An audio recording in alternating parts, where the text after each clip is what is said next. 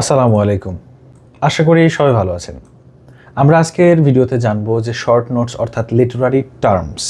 NTRCA এক্সামে মূলত আমাদের যে লিটারারি টার্মস আছে সেটা বা যে কোনো শর্ট নোট, এটা লেখার নিয়ম কানুন কি, এটা লেখার কিছু নিয়ম আছে। এই নিয়মগুলো আমরা একটু সংক্ষেপে জানবো, ঠিক আছে? কারণ আমাদের দেখতে পাই যে এক এক বইতে এক একভাবে লেখা। যেমন আমি 3টা বই দেখলাম, ফ্রেন্ডস বুক কর্নার, একটা প্যারাগ্রাফের মতো করে লিখে দেওয়া, অলমোস্ট 90%। দিকদর্শন যদি ফলো করেন দেখবেন যে এখানে প্রথমে আলোচনা দেওয়া, দেন প্রত্যেকটার শেষে ফিচার্স অফ প্রত্যেকটা, অর্থাৎ আপনি 5টা লিখলে দেখবেন 5টা লেখার স্টাইল সেম হয়ে গেছে। আবার যদি আমরা লিটারেচার এক্সপ্রেসের বই দেখি, এক্ষেত্রে ওনারা প্রথমে ইন্ট্রোডাকশন দিয়েছেন, দেন আবার পয়েন্টস দিয়েছেন। আনসারটা বেশ বড়, কিছু কিছু ক্ষেত্রে আনসার অনেক বড়। আমাদের সব কিছু মাথায় রেখে কোনটাতে পয়েন্ট করা যাবে যাবে না, বড় লিখতে পারবো কি পারবো না, আমাদের যে খুব বড় আমরা লিখবো এটার কিন্তু সুযোগ নেই। এক একটা লিটারারি টার্মস লেখার ক্ষেত্রে আমরা টাইম ম্যানেজমেন্ট ক্লাসে আমরা হিসাব করেছি আমরা শুধুমাত্র 5 থেকে 7 মিনিট সময় পাবো। তাহলে কিন্তু আমরা চাইলেই অনেক বড় করে লিখতে পারছি না। মাত্র 7 মিনিটে কতটুকু লেখা যায়, ঠিক আছে? তো সব কিছু বিবেচনা করে ইন্টারন্যাশনাল বা স্ট্যান্ডার্ড যে রুলসগুলো আছে, যেভাবে শর্ট নোটস লিখতে হয়, সেটা আমরা আজকে একটু জানবো।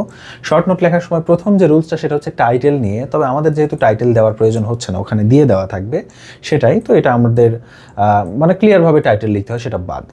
এবারে যে বাকিটা, আমাদের এটা সবচেয়ে বড় কনফিউশন থাকে যে আমরা এই ক্ষেত্রে ইন্ট্রোডাকশন, কনক্লুশন এগুলো উল্লেখ করব কি না। আমরা লেখার মধ্যে, শর্ট নোটস আমি লিখতেছি, লেখার মধ্যে আমি কোনো ইন্ট্রোডাকশন বা কনক্লুশন উল্লেখ করব না। আমি দেখিয়ে দিচ্ছি। ফর এক্সাম্পল, এখানে আমাদের একটা শর্ট নোট এসেছিল, ধরেন এক্সামে 3 ইউনিটিস, শুধু 3 ইউনিটিস। এখানে ইন্ট্রোডাকশন লিখে আমরা ইন্ট্রোডাকশন দেওয়া যাবে না, এখানে ইন্ট্রোডাকশন নামের কোনো কিছু লেখা যাবে না, জাস্ট আপনি একটা ইন্ট্রোডাকশন সরাসরিভাবে দিলেন। ওকে, দেন আমরা কি করব, আমরা মেইন পয়েন্টস মানে এখানে যে টার্মটা লিখতে বলেছে ওই টার্ম নিয়ে আমরা নাটক উপন্যাসের মতো বিস্তারিত আলোচনা করা যাবে না।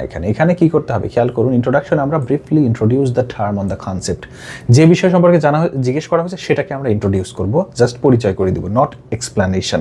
বিস্তারিত লেখা এখানে যাবে না। মেইন পয়েন্টস, এক্সপ্লেইন দ্য কি অ্যাসপেক্টস, ওর মূল বিষয়গুলো কি, যে কোনো পয়েন্ট যেটাই মূল বিষয়গুলো কি, ঠিক আছে? সেটাকে আমরা কি করবো, breaking them into separate paragraphs if necessary, অর্থাৎ যদি আমাদের প্রয়োজন হয় আমরা 2টা 3টা আলাদা আলাদা প্যারায় এটাকে লিখব। কেমন, আমরা এক্সাম্পল দিয়ে দেখে ফেলি চলুন এখনই। 3 ইউনিটিসের ক্ষেত্রে আমরা প্রথম একটা ইন্ট্রোডাকশন দিয়েছি, আর যেহেতু 3 ইউনিটিস 3টা ইউনিট, এখানে আমাদের 3টা প্যারা তো করা যাচ্ছেই। প্রথম প্যারা আমরা পয়েন্ট 1 দিয়ে লিখলাম, দ্বিতীয় প্যারাটা আমরা এবং তৃতীয় প্যারাটা আমরা লিখেছি। ওকে, এরপরে দেখুন আমাদের লাস্টে বলা হয়েছে যে কি করতে হবে, কনক্লুশনে কি করতে হবে, সামারাইজ দ্য মেইন পয়েন্টস, যা লিখেছি পুরোটাকে সংক্ষেপে সামারি করে লিখতে হবে। Main point or highlight the importance of the term, অথবা ওই টার্মটার গুরুত্বটা কি সেটা। নৈতিকতার দিক থেকে হলে আমরা শেষে একটা জিনিস অ্যাড করে দিই যে নৈতিক কোনো শিক্ষা থাকলে আমরা সেটা লিখে দিই। এখানে ওই টার্মের গুরুত্ব কি, অথবা মেইন পয়েন্টসগুলোর মূল আইডিয়াটাকে আবার সামারি করা। দেখি আমরা সেটা করেছি কিনা।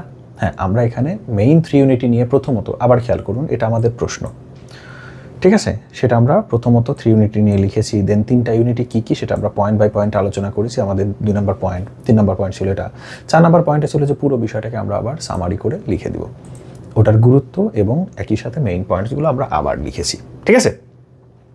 তাহলে আমরা মূলত লেখার স্টাইল। এখন কথা সবগুলো তো আর 3 ইউনিটিসের মতো এরকম 3টা পয়েন্ট, যেমন আমাদের এলিজি থাকতে পারে। এলিজির ক্ষেত্রে কি করব, আমরা সবগুলো একদম লাইন বাই লাইন সবই পড়িয়ে দিব। এলিজির ক্ষেত্রে আমরা কি করব, একটা ইন্ট্রোডাকশন দিব এলিজির, দেন এলিজি জিনিসটা কি সেটাকে আমরা ভেঙে উদাহরণ সহ, এক্সপ্লানেশন সহ আলোচনা করব, কি পয়েন্ট সহ আলোচনা করব, শেষে গিয়ে আবার একটা কনক্লুশন দিব। এটাই লেখার একটা বেস্ট আইডিয়া বা বেস্ট একটা স্টাইল। এবারে আমাদের স্টাইলের মধ্যে আরেকটা বিষয় থাকে ল্যাঙ্গুয়েজ, লেখালেখির ভাষাটা কেমন হবে।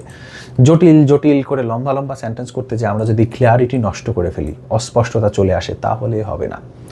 কমপ্লেক্স সেন্টেন্স আমাদের ইন্টারন্যাশনাল রুলসে বলেছে যে অ্যাভয়েড করতে হবে, কিন্তু বাস্তবে এটার বিপরীত একটা চিত্র আমরা দেখতে পাই। সুতরাং এই অংশটা শুধু আমরা বইয়ের রুলস বইয়েই থাকবে, ঠিক আছে? এই রুলসটা কিন্তু বই পুস্তকের ইন্টারন্যাশনাল রুলস।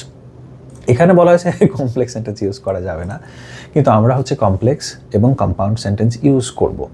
সিম্পল সেন্টেন্সও ইউজ করব, ক্লিয়ারভাবে বিষয়টাকে লিখব এবং লেখার রুলস টিচাররা যেটা পছন্দ করে, আপনি একটু বই টাইপের ভাষায়, একটু গুরুগম্ভীর ভাষায় লিখলেই টিচাররা পছন্দ করে, সেটাতে নাম্বার বেশি দেয়। ঠিক আছে, কনসাইজনেস এটা সবচেয়ে গুরুত্বপূর্ণ ব্যাপার। আপনারা ভাবেন যে অনেক বড় করে লিখতে হবে কিনা, না, এখানে লিখবেন ছোট কিন্তু ইনফরমেশন ঢুকাতে হবে বেশি।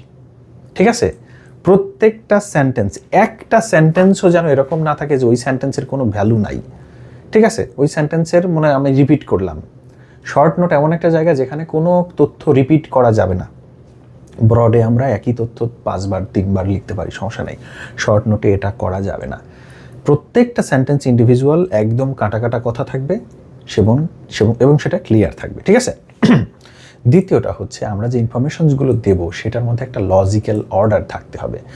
আমি কিছু বইয়ে দেখেছি, যেমন আচ্ছা আমরা সরাসরি এটার কথা যদি তুলনা করি, ফ্রেন্ডস বুক কর্নারের এই বইটা, এখানে 3 ইউনিটিস নিয়ে উনি প্রথমে একটা ইন্ট্রোডাকশন দিলেন, দেন পয়েন্ট করে লিখেছেন, আমি যেরকমভাবে লিখেছি। শেষে গিয়ে মানে একবার উনি কথা বলছে হচ্ছে অ্যারিস্টটলের কথা, তারপর উইলিয়াম শেক্সপিয়ার এটাকে মানে নাই সেটা নিয়ে লিখছে। মানে এগুলো কে চাইছে? এটা লিখলে কিন্তু ঝামেলা আছে, কারণ দেখেন এখানে লজিক্যাল অর্ডারটা আসে নাই। আমি যেভাবে আলোচনা করতেছি আমাকে লজিক দিয়ে সিরিয়াল অনুযায়ী কথাগুলো বলতে হবে। হুট করে একটা বিষয় মাথায় আসলো সেটাকে উল্লেখ করে দেয় অনেক সময়, অনেকে খাতায় দেয়, এরকম লিখলে নাম্বার একটু কম পাওয়ার পসিবিলিটি আছে। ঠিক আছে, তাহলে এই হচ্ছে আমাদের মূল আইডিয়াগুলো। আর এটা আমরা আগেই কথা বলেছি যে আলাদা আলাদা প্যারাগ্রাফ করে আমরা এখানে লিখতে পারি। এমন না যে শর্ট নোটের ক্ষেত্রে হচ্ছে আমাদের প্যারাগ্রাফের মতো একটা প্যারায় লিখতে হবে, এরকম কোনো রুলস নাই। ঠিক আছে, শর্ট নোটের ক্ষেত্রে আমরা চাইলে অবশ্যই প্যারা করে লিখতে পারি, তবে প্যারা লেখার আবার একটা রুলস আছে।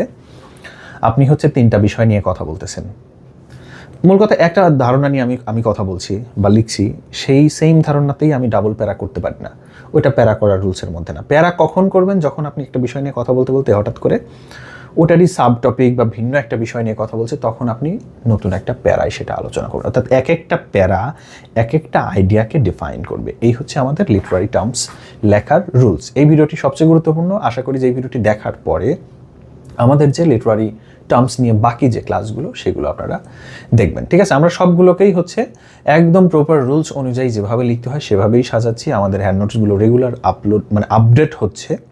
ঠিক আছে, তো আপনারা এগুলো কিভাবে পাবেন বিস্তারিত সব কিছু ডেসক্রিপশনে দেওয়া থাকবে। ভালো থাকবেন সবাই, আল্লাহ হাফেজ।